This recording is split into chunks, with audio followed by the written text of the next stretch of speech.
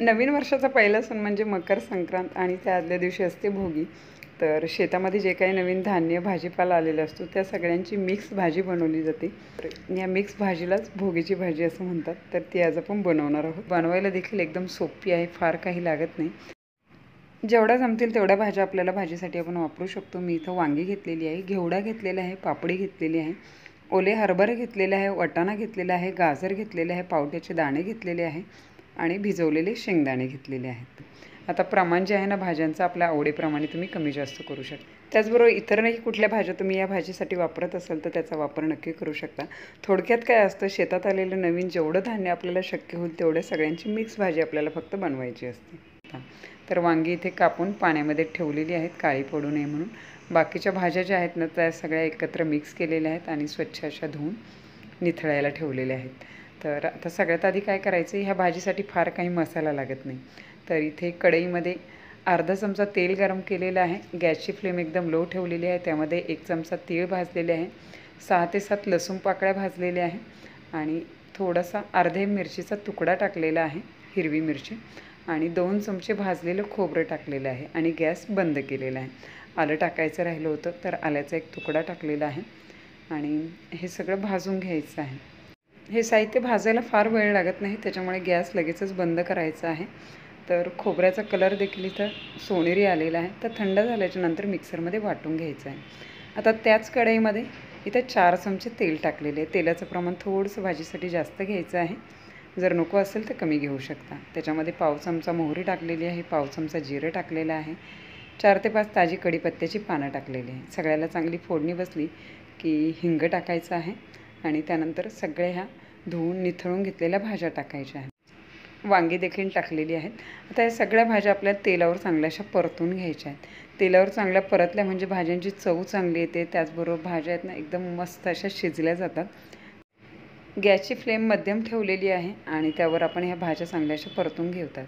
1 ते 1.5 मिनिट भाजी परतल्याच्या नंतर झाकण ठेवलेलं आहे आणि ह्या थोड्याशा अशा वाफवून घ्यायच्या आहेत. पुन्हा एकदा आपण मिक्स करायचं आहे. पाण्याचा बिलकुल वापर करायचा नाही आहे, तेलावर सुरुवातीला परतून घ्यायच्या आहे.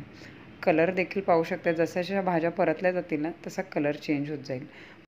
झाकण ठेवल्याच्या नंतर मध्ये मध्ये हे चेक करायचं आहे. मध्ये मध्ये मिक्स करून घेण्याचं कारण म्हणजे भाजी खाली लागता कामा नये आणि सगळ्या भाज्या ज्या आहेत ना व्यवस्थित अशा परतल्या जाऊ.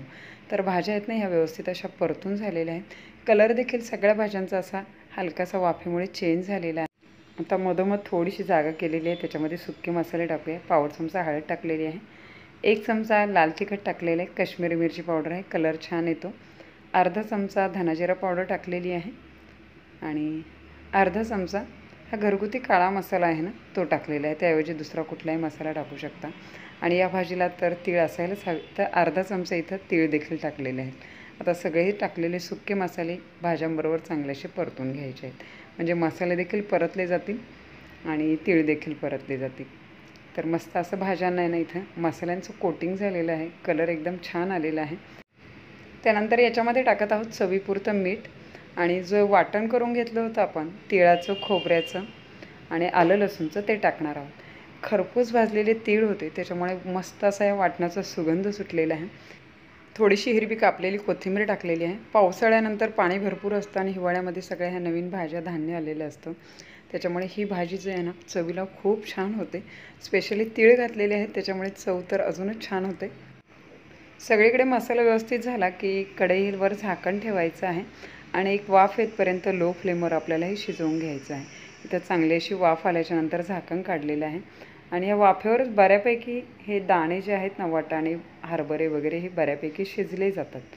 त्याच्यामुळे आणि दुसरी महत्त्वाची गोष्ट, ही भाजी फार काही सैलसर नसते, थोडीशी घट्टसरच खायला छान लागते. तर याच्यामध्ये शिजण्यापुरतं पाणी टाकलेलं आहे, तर गरम पाण्याचा वापर केलेला आहे. फार सैलसर भाजी नसते त्याच्यामुळे बेताचंच पाणी इथे टाकलेलं आहे आणि 2 चमचे फक्त इथं भाजलेले शेंगदाण्यांचं कूट टाकत आहे. थोडासा थिकनेस येतो आणि चवही छान लागते. तर आता हे मिक्स करूया आणि उकळी यायला लागली की भाजीवर आपण झाकण ठेवणार आहोत आणि 7 ते 8 मिनिट लो फ्लेमवर ही चांगलीशी शिजवून घ्यायची आहे. 7 ते 8 मिनिटानंतर पाहू शकताय मस्त असं वरती तेल सेपरेट झालेलं दिसत आहे आणि भाज्या ज्या आहे ना वाफल्यावरच आपल्या चांगल्या परतल्या जातात आणि पुन्हा 7-8 मिनटं आपण शिजवून घेतो. त्याच्यामध्ये एकदम व्यवस्थित अशा ह्या भाज्या शिजल्या गेलेल्या आहेत.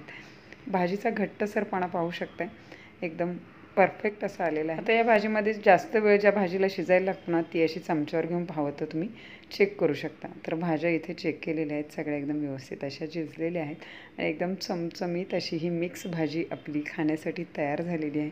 एकदम पौष्टिक आहे आणि याच्यामध्ये ते अख्खे तीळ आणि वाटण केलेले तीळ घातलेले आहे, त्याच्यामुळे चवीला आणि एकदम मस्त असा सुगंध भाजीचा सुटलेला आहे.